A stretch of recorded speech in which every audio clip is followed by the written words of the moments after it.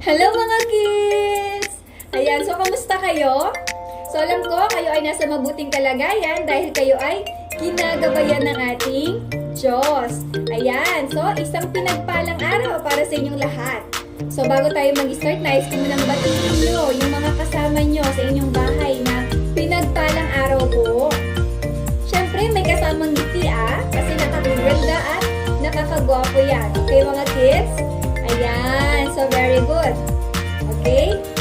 So, ang makakasama niyo for today, of course ako, si Tita Ems, at si Ate Soyon, at si Ate Julie. Ayan. So, tayo nang mag-start. Excited na ba kayo sa ating icebreaker? Opo, excited na. So, ang ating icebreaker ay pinamagatang Family Picture. Okay? So, family picture. Ano po ba yung nasa family picture? Okay? So, kapag sinabi nating family, nandyan si lolo o grandfather, nandyan si lola o grandmother, nandyan si tatay or ama. Ama, para mas maikse. Ama o father, nandyan si ina or mother, at nandyan si kuya or brother, nandyan si ate o sister, of course, nandyan si baby o sanggol or bunso. Okay? So, ang uhulaan natin ay walong kategory o walong pangalan o parte ng pamilya ang huhulaan nyo. Okay mga kids? Nagets nyo ba? So, kaya tinawag natin siyang family picture. So, ang gagawin nyo ay may papakita akong picture sa ating screen at huhulaan nyo kung ano o sinong parte ng pamilya siya. Okay? Diba? So, tapos, i-comment nyo sa ating comment box. Okay? So, Tagalog na lang ang sagot nyo para mas maigse, mas madaling i-type sa ating comment box. Okay? So, ano ulit gagawin? Magpatulong kila mama, papa, o kung sino nakakatanda ang kasama nyo sa inyong bahay para mag-type kung hindi nyo pa kaya. Okay? So, ready na ba kayo mga kids? Ready na po! Ayan. So, yung unang picture na ating papakita ay sino siya? Okay? Ayan. So, kadalasan siya ay puti na ang buhok. No? Siya yung tatay ng ating tatay. Ano natin siya? Okay? Ang dali lang, di ba kids? So, comment nyo na sa ating comment box. Okay? So, 4 letters lang yon. Good job mga kids! Siya ay si Lolo. Diba? Siya yung ama ng ating ama. No? O tatay. Okay? So, yung ating next picture ay makikita sa ating screen. Sino siya? Sino siyang parte ng ating pamilya? Okay? So, bago kayo lumaki ng ganyan, naging ganyan muna kayo. Okay? Dumaan kayo sa pagiging ganyan. Yung stage ng inyong paglaki. Dumaan kayo sa ganyan. Okay? Sino siya? So, pwede ding English kung saan madali. Okay? Pwedeng English, pwedeng Tagalog. Okay? Kung saan kayo mabilis makapag-type. Okay, so makikita ko yung inyong mga comment at lalagyan ko yan ng heart shape. Okay? So, na-appreciate namin mga kids yung inyong mga sagot. So, sino siya? Very good! Siya ay si sanggol or baby. Okay? So, dumaan tayo sa pagiging baby bago tayo lumaki ng ganito. Di ba mga kids? So, ang next picture ay sino ang next picture? Sino siya? O anong parte ng pamilya siya? Ayan. So, siya ay babae. Sino siya? Okay? Kung ikaw yung bunso, mas nauna siyang ipanganak sa'yo. Diba? Siya ay pwedeng adolescence na. Okay? So, sino siya mga kids? Comment sa ating comment box. Very good. Siya ay si ate or sister. Okay? Siya yung ating ate or sister kung tayo ay bunso. No? So, next picture natin ay sino siya? O anong parte siya ng pamilya?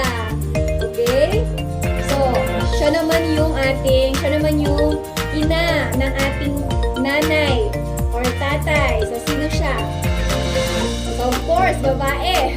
Kasi ina ng ating ina, di ba? So, sino siya? So, kadalasan din ay puti na yung kanyang buhok, pero kapag nagpakulay siya ng itim, of course, itim yung buhok niya. Di ba? Uso yun ngayon eh, no? Ay, sa mga matatanda, nagpapakulay ng buhok para hindi maging puti. Okay? Ayan. So, very good mga kids. Siya ay yung ating lola. Okay? Or grandmother. Okay. So, next mga kids. Sino yung nasa ating picture? O anong parte ng pamilya siya? Okay? So, siya ang tinatawag nating ilaw ng tahanan. Okay? Siya yung ilaw ng tahanan. Yan. So, babae. Diba? Nakikita niyo sa screen. Sino siya? Okay? So, i-type nyo yung 3 letters lang. Okay? Or pwede din 4. Depende sa inyo. Basta. Kung ayun yung tawag nyo sa kanya, go lang. Mga kids. Yan. So, very good. Siya yung ating ina. No? Or mother. Or mama. O kung ano pa man tawag mo, mommy. Diba? Very good. Next, mga kids. Next picture. Sino siya? Siya ay lalaki. Ayan, so kung tayo ang bunso, of course, una din siya pinanganak. At siya ay lalaki. So, sino siya? Or anong tawag natin sa kanya? Para mas madali. Comment mga kids! Good job! Very good. Okay, siya yung ating kuya or brother. Okay, so una siyang pinanganak sa atin kung tayo ang bunso. At siya ay lalaki. Okay, next picture. Pang-pito, nasa pang-pitong picture na tayo mga kids ha. Kaya comment na kayo. Okay, so nakikita ko kung sino yung mga nagko-comment. Good job yun mga kids. Okay? Sino siya? Siya yung haligi ng ating tahanan. So, ayun yung tawag sa kanya. Haligi ng tahanan. Okay? So yung ina is ilaw ng tahanan. So, siya naman yung haligi ng tahanan. So, kadalasan siya yung nagtatrabaho para sa pamilya. Sino siya? Ayan. So, alam nyo na mga kids, no? 3 letters lang. Or 4 letters. O kahit anong tawag nyo sa kanya. So, sino siya? Good job mga kids! Siya yung ating ama or father. So, minsan tawag natin sa kanya papa, papi, o ano pa man, no? So, daddy. Okay, siya yung ating ama or father. So, siya yung tinatawag nating haligi ng tahanan. Okay, so last picture. Napakadali. Anong tawag natin sa picture na to? Okay? Kumpleto sila, di ba? So, anong tawag natin sa kanila? Yan. Very good mga kids. Ito ay pamilya o family. So, kaya yung title natin is family picture, no? So, sila ay pamilya or family. Okay? Very good mga kids. Ayan. So, bilang mga alagad o naniniwala kay Jesus at tayo ay kabilang sa kaharian ng Diyos o sa pamilya ng Diyos, dapat na maibahagi natin siya sa ating pamilya. Okay mga kids, dahil ito ay itinuro sa atin ni Jesus. Kaya yung ating icebreaker ay family picture dahil yung ating pag-aaralan para sa araw na to ay may kinalaman sa ating pamilya. So kaya alamin natin sa ating kwento kung paano ibinahagi ng pangunahing tauhan na si Cornelio. Tandaan niyo pangalan na, si Cornelio, ang magandang balita sa kanyang pamilya. Okay? So, ito ay maaari nating tularan. Kaya makinig ng mabuti mga kids ha. Mag-focus kay Ate Julie. Okay mga kids, asahan ko ba yon? Thank you sa inyong cooperation. So bago yan, tayo ay dadako sa ating praise and worship. See you next time mga kids. God bless you! Hello kids! Ako si Ate Zion. Ako yung kasama mo sa praise and worship. But first, let's pray first before we praise and worship. Panginoon, maraming salamat po sa pagkakataong ito na ipinagkaloob niyo po sa amin. Panginoon, dalangin po namin na kami ay inyong gabayan at ingatan. Panginoon, sana po marami po kaming matutunan sa araw na ito at may apply po namin ito sa aming buhay. Panginoon, patuloy niyo pong pagpalain yung aming pamilya at yung aming buhay. Nawa, dalangin po namin yung mataas na pagpapasalamat sa iyo. Salamat po sa mga pagpapala at sa mga bagay na ipinagkaloob niyo po sa amin. Panginoon, salamat din po sa pagmamahal na inyo pong binigay sa amin. Nawa, patuloy ka po naming mapapurihan at papasalamatan. Ito po yung aming dalangin sa tanging pangalan ni Jesus. Amen. Let's praise and worship kids. Do your best. Jesus is the Christ, and He's in my heart. He's the answer to every problem. Jesus abides with me, and He will spread His word to every place on earth, and He will come again soon. Jesus is the Christ, and He's in my heart. He's the answer to every problem. Jesus is the Christ, and He's in my heart. He's the answer to every problem. Jesus abides with me, and He will spread His word to every place on earth, and He will come again soon. Jesus is the Christ, and He's in my heart. He's the answer to every problem.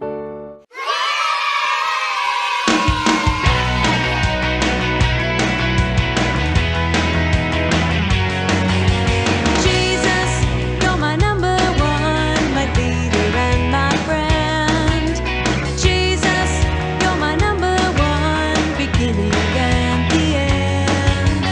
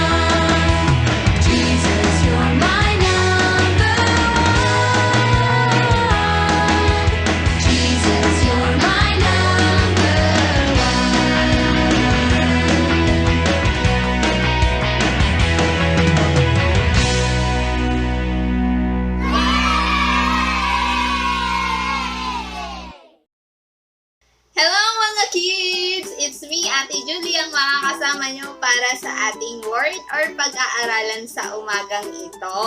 So bago tayo dumako sa ating lesson for this morning, magre-review muna tayo.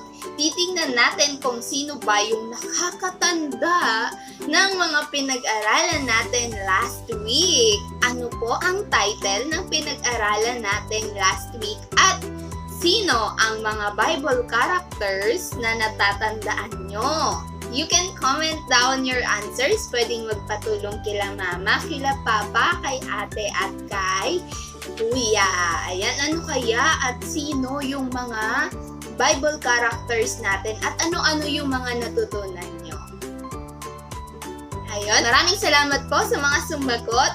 Tama po yun, yung ating pinag-aralan po last week ay tungkol sa itinuro ni Jesus na ipahayag siya saan man tayo magpunta. Yung pinaka-Bible characters po natin o mahalagang tauhan na ibinahagi ni Ate Clarissa last week ay tungkol sa mga lingkod ng Diyos na nagbahagi ng magandang balita saan man sila mapunta. Hindi sila tumigil na ibahagi ang pag-ibig ni Jesus at ang kaligtasang mula kay Jesus. So, ayun po yung pinaka-lesson natin last week na inutusan ni Jesus ang mga tagasunod niya na ipangaral yung magandang balita kahit saan. So, hindi nila ito magagawa kung mananatili lamang sila sa Jerusalem. Kaya, pinahintulutan ng Diyos na dumanas din sila ng mga pag-uusig. Pero kahit ganun yung nangyari, kids, ay tandaan natin, no?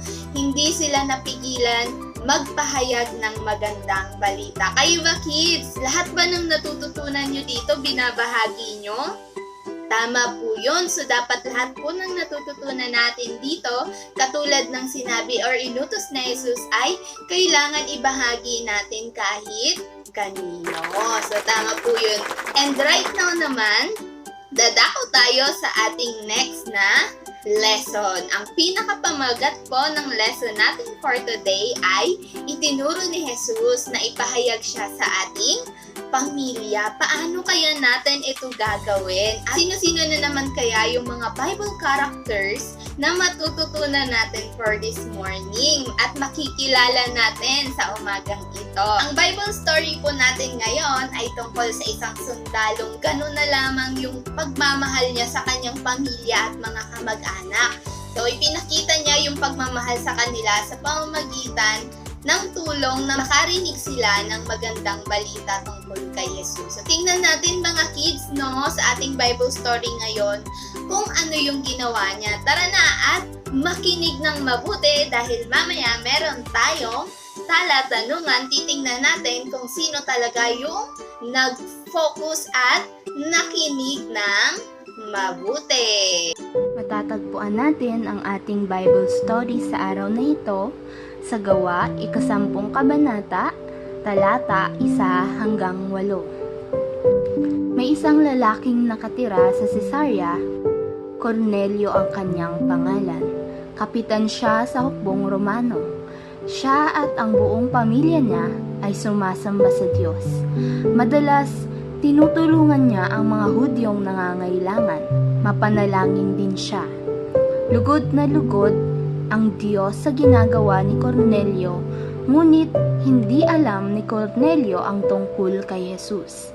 Kaya nagsugo ng anghel ang Panginoon para maghatid sa kanya ng mensahe. 3:00 ng hapon noon. Habang nananalangin si Cornelio, nagpakita sa kanya ang isang pangitain ng anghel. Sinambit niya ang pangalan ni Cornelio. Cornelio! Tuwang-tuwa ang Panginoon sa ginagawa mo at handa siyang sagutin ang iyong mga panalangin. Kaya ngayon, ibig ng Diyos na makausap mo si Simon Pedro. May sasabihin siya sa iyo. Naroon siya sa lungsod ng Jopa ngayon at bisita sa bahay na isang nagngangalang Simon na nagbibilad ng balat ng hayop. Nang umalis ang anghel, nagpadala ng mga lalaki sa Jopa si Cornelio para hanapin si Simon Pedro. Habang hinihintay niyang dumating ang mga tauhan kasama si Pedro, inimbita niya ang kanyang mga kamag-anak at kaibigan sa bahay niya para makarinig din sila ng mensahe ng Diyos. Nang dumating si Pedro, patakbong sinalubong siya ni Cornelio. Nagulat si Pedro nang siya ay pumasok sa bahay ni Cornelio.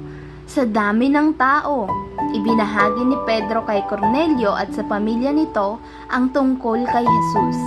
Ikinuwento niya kung paano ibinigay ni Jesus ang kanyang buhay para sa mga makasalanan at kung paano siya nabuhay na muli. Sinabi niya, si Jesus ang Panginoon ng lahat at ng sino mang sumasampalataya sa Kanya at patatawarin siya sa kanyang mga kasalanan.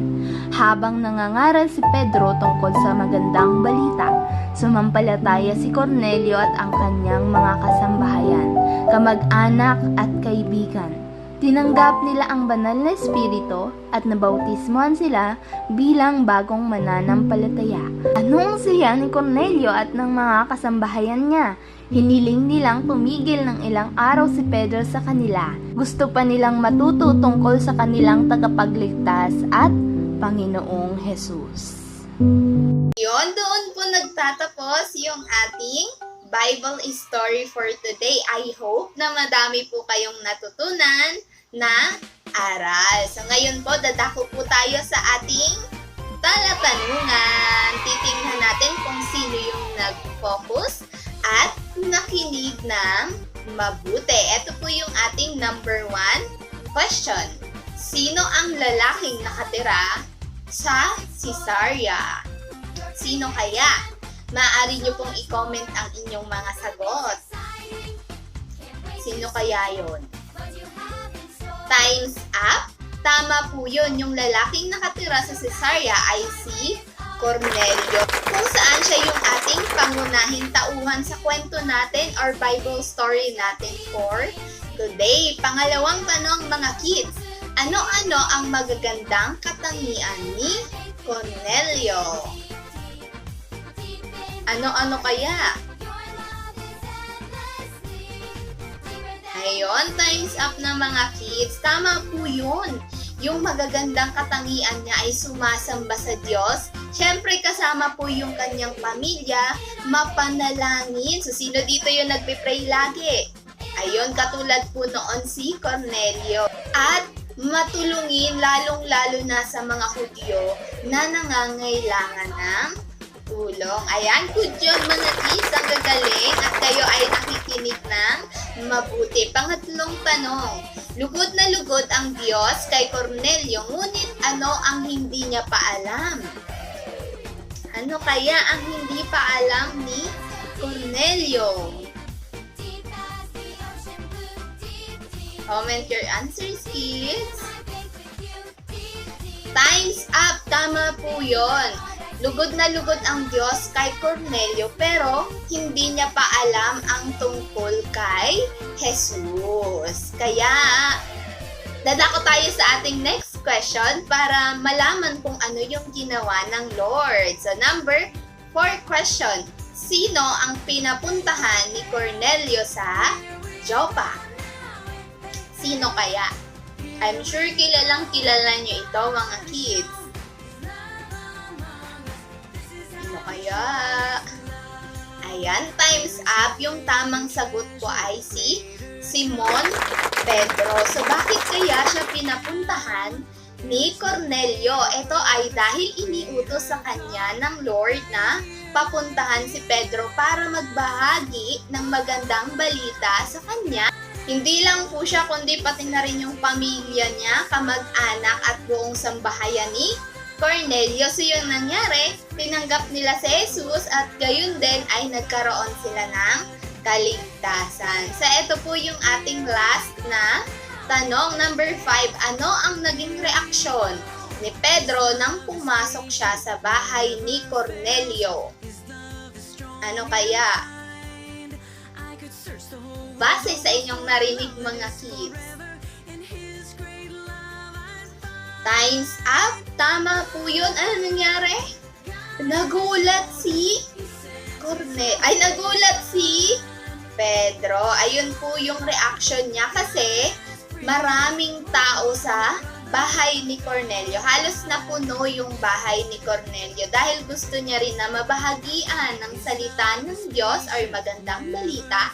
Yung hindi lang yung pamilya niya, kundi yung mga kamag-anak niya. Munting paalala mga kids, no? Lagi nating tatandaan na gumawa ng mabuti si Cornelio, ngunit hindi sapat ito para magkaroon siya ng buhay na walang hanggan. So magkakaroon tayo ng buhay na walang hanggan kapag ipinanganak tayo sa pamilya ng Diyos dahil sumasampalataya tayo kay Jesus. So wala nang ibang paraan kundi sumampalataya kay Jesus. Kaya sinigurado niyang makakarinig din sila ng mensahe ng Diyos. So inimbitahan niya sila sa kanyang tahanan at ang resulta nito ng sumampalataya si Cornelio kay Jesus, ganun din yung pamilya at mga kamag-anak niya. Kaya lahat sila ay merong buhay na walang hanggan. So, kayo ba kids, mahal nyo rin ba ang inyong kamag-anak at pamilya?